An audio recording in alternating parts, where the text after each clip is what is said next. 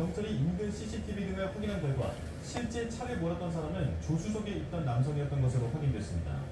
둘 다 술을 마셨지만 운전자를 바꿔치기 했던 이유는 해당 차량 보험이 동승자의 가족 명의로 돼 있었기 때문인 것으로 조사됐습니다. 어제 오후 6시 반쯤 세종시 조치원읍의 한 저수지에서 아기의 시신이 떠있다는 주민신고가 접수됐습니다. 경찰은 태어난 지 얼마 안 된 것으로 추정되는 영아의 시신을 인양하고 국립과학수사연구원에 부검을 의뢰했습니다. 경찰은 외관상 특이점은 발견하지 못했다면서 정확한 사망 경위 등을 파악하고 있습니다. 오늘 새벽 4시 50분쯤 인천시 남동구 구월동 화훼단지에 있는 비닐하우스에서 불이 났습니다.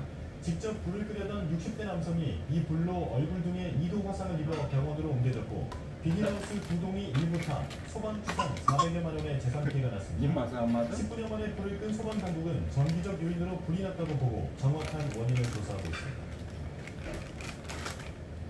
자신을 밀친 경찰관을 되밀쳐 공무집행 방해죄로 기소된 시민이 1, 2심에서 무죄를 선고받았지만 대법원에서 판결이 뒤집혔습니다. 대법원은 A씨에게 무죄를 선고한 원심을 유죄 취지로 깨고 사건을 서울 서부지법으로 돌려보냈습니다. 1, 2심은 A씨가 경찰의 제지를 위법한 경찰권 남용으로 착각할 만했고 이에 저항하는 행위는 처벌할 수 없다고 판단했습니다. 반면 대법원은 A씨가 이같이 착각했다고 하더라도 처음 밀친 행위만 정당화할 수 있을 뿐 이후 3차례 더 밀친 행위까지 정당화할 근거는 될 수 없다고 판단했습니다.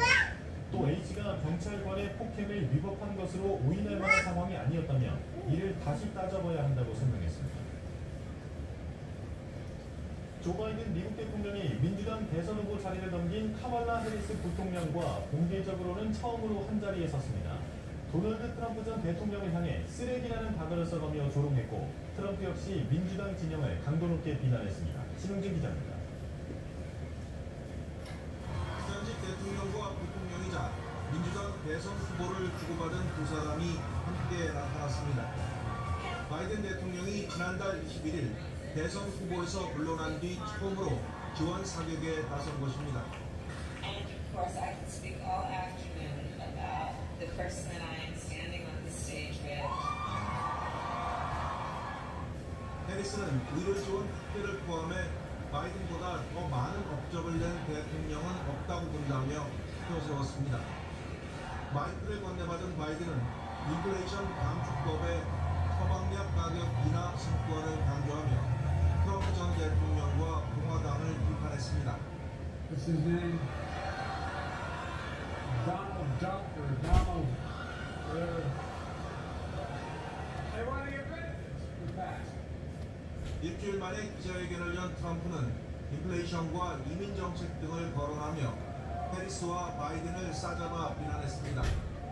특히 해리스가 공산주의적 가격 통제를 하고 있다며 부정선거 논란을 빚고 있는 베네수엘라의 니콜라스 마두로 대통령에 빗댔습니다.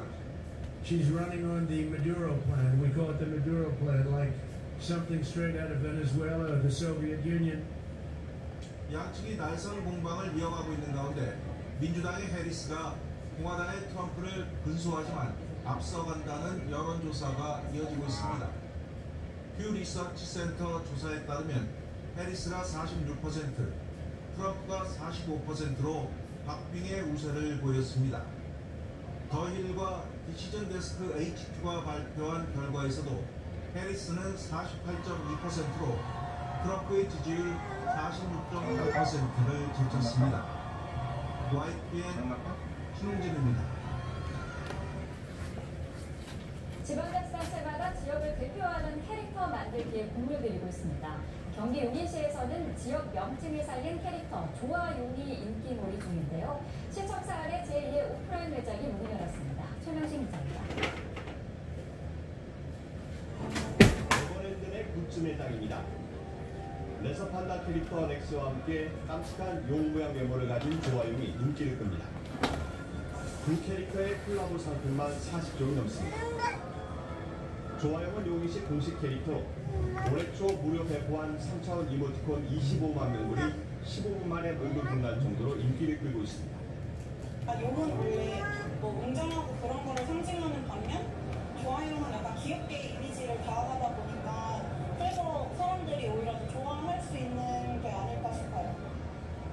좀 더 가까이서 조화용을 볼 수 없느냐는 시민 문의가 이어지자 용인시가 시청사 안에 홍보점과 조화용 굿즈 매장을 개설했습니다. 지난 4월 기흥역 행승센터에 이어 두 번째 오프라인 판매 공간입니다.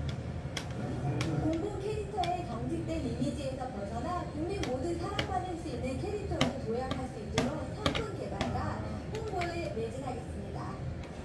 굿즈 매장은 저소득층 구직자의 일자리 창출을 돕기 위해 용인지역 자활센터가 입학 운영을 맡았고 판매 수익금은 저소득층 자활 지원에 쓰이게 됩니다. 다른 고장에 사시는 국민들도 조화용을 좋아하시고 해외에서 오신 외국인 관광객들도 조화용 캐릭터가 정말 귀엽고 정감이 간다는 이야기를 하고 있습니다. 용인시는 지역 대표 특산품인 청경채와 배목살이 들어간 조화용 빵 개발에 나서는 등 조화용을 더욱 다양하게 활용할 계획입니다. YTN 뉴스입니다. 환경훼손으로 개체수가 줄어 멸종 위기 야생동물로 지정된 부안종개가 수중 카메라에 포착됐습니다. 변산반도 국립공원 하천에서 포착된 토종 물고기들을 홍선기 기자가 소개합니다.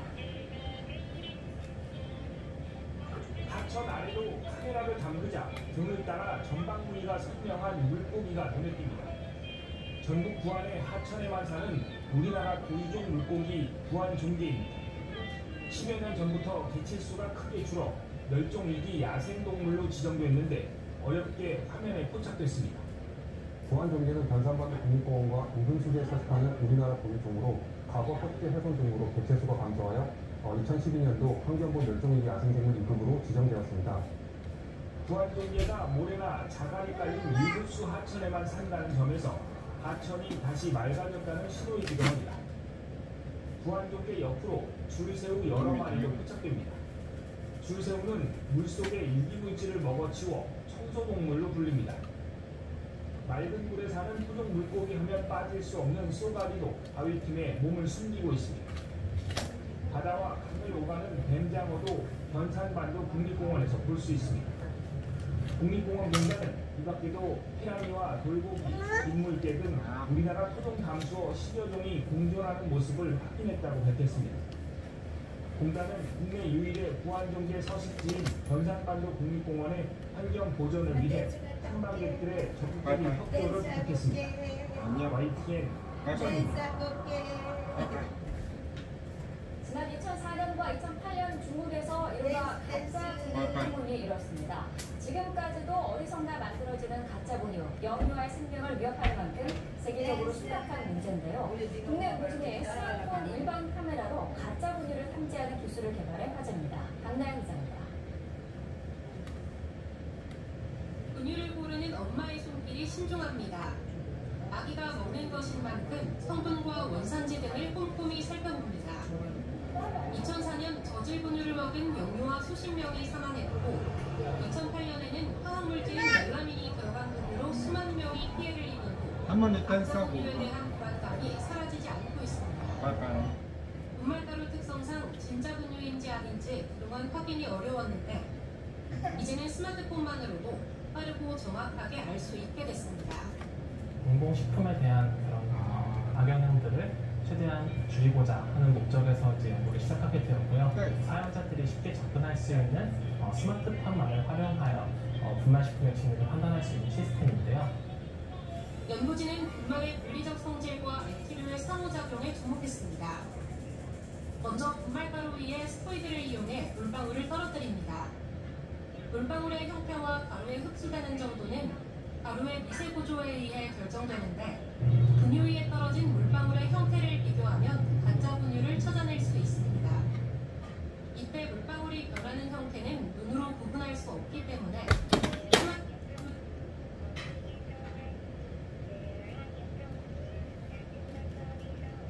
연구진이 임의로 제작한 가짜 분유입니다.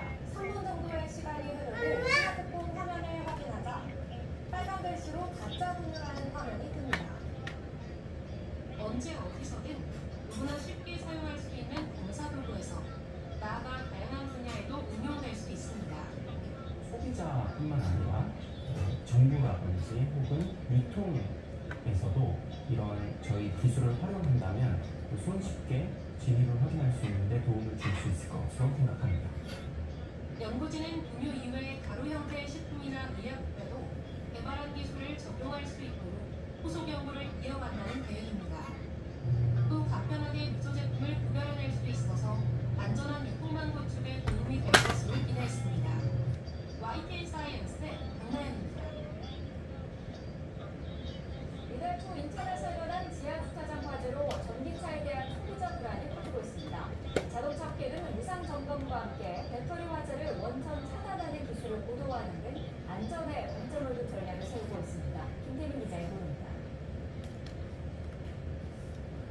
배터리에서 시작한 불이 걷잡을 수 없이 커져 대형 화재로 번지는 모습이 공개된 뒤 전기차에 대한 시선은 싸늘해지고 있습니다. 일시적 수요 침체기에 악재까지 겹치면서 자동차 업계는 전기차 안전에 대한 신뢰 회복을 최우선 과제로 삼고 있습니다. 완성차 업체마다 배터리 제조사를 공개한 데 이어 기존 전기차를 무상으로 점검하는 서비스도 잇따라 도입하고 있습니다. 충전 중에 일어나는 화재를 원천 차단하는 소프트웨어 기술을 더욱 고도화하는 방안도 추진되고 있습니다.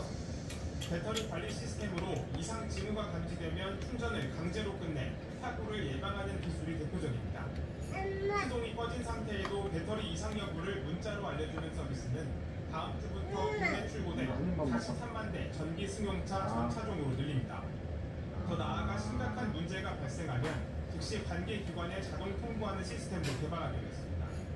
PMS 관리가 체계적으로 되고 또 잠자는 전기차에도 모두 다 배터리 상태를 항상 모니터링을 하게 되면은 불이 초기에 발생을 했을 때 뭐 빨리 신고를 한다든지 또는 응급 조치를 한다든지 할 때 도움이 될 수 있는 거를 올해 말까지 기술도 더 끌어올려 미세한 전압 변화나 흡연도 감지할 수 있도록 할 방침입니다.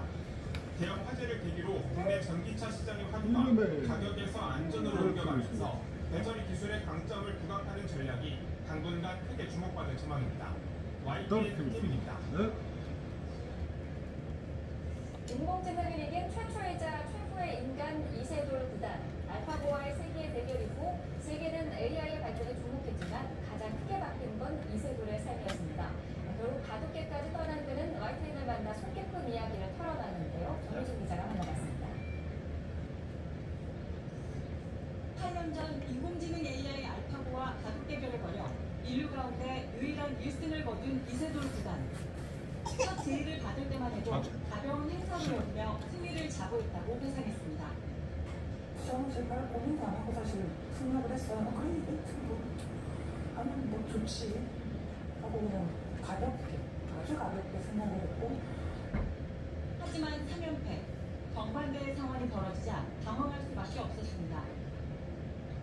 인공지능에 허를 찌르는 치밀한 작전을 세웠고 결국 4국에서 버그를 유도하며 극적인 1승을 거뒀습니다.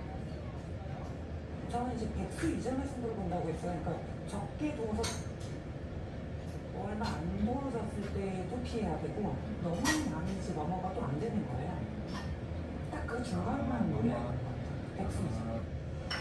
같은 승리였지만 알파고와의 대결 3년 뒤 그는 돌연 은퇴를 선언했습니다.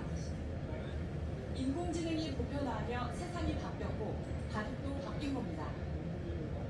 예전에는 이세돌 구단이 어떤 생각을 가지고 있을까요?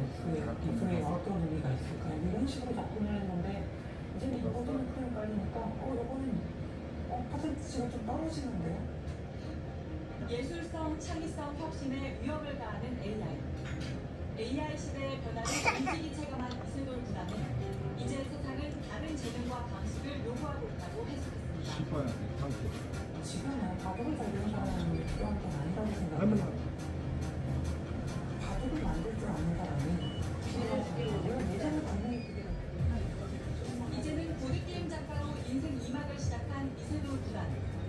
알파고 대국 당시의 생생한 이야기와 현 시대에 대한 그 고찰은 오늘 밤 11시 10분 YTN 김성명의 남산 드라이브에서 만나볼 수 있습니다. YTN 정희준입니다. 휴식기를 마친 유럽 축구가 이번 주말 새 시즌을 시작합니다. 파리 생제르맹의 이강인과 울버햄프턴 파리차는 토요일 개막전에 나서고요.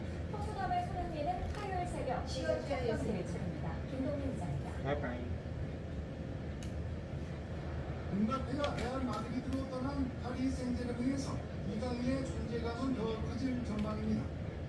PSG는 벤피카에서 뛰던 네베스와 프랑스 올림픽 대표팀 출신 두에를 영입했습니다. 두 선수 모두 이강인의 포지션에서 뛸 수 있지만 프리시즌 경기를 보면 이강인의 입지는 더 단단해질 것으로 보입니다. Hanging Lee, that's a very good ball and he's onside as well. Cavani, and that could be two, and it is. 파리 생제르맹은 르아브르 원정으로 리그 개막전을 치릅니다. 지난 시즌 12번 세계의 도움으로 최고의 활약을 펼친 울버햄튼의 황희찬. 공격의 네트가 첼시로 옮기면서 황희찬의 어깨는 더 무거워졌습니다. 울버햄튼은 아스널 원정으로 리그를 시작합니다. 지난 시즌 27개의 공격 포인트를 올리며 번지함을 하는 손흥민은 이번 시즌에는 본버스비 출신 공격수 톨랑테와 호흡을 맞춥니다. 토트넘의 시즌 성적을 좌우한 손흥민과 솔랑테의 새 공격 조합은 화요일 새벽 레스터 시티와의 개막전에서 시험대에 오릅니다.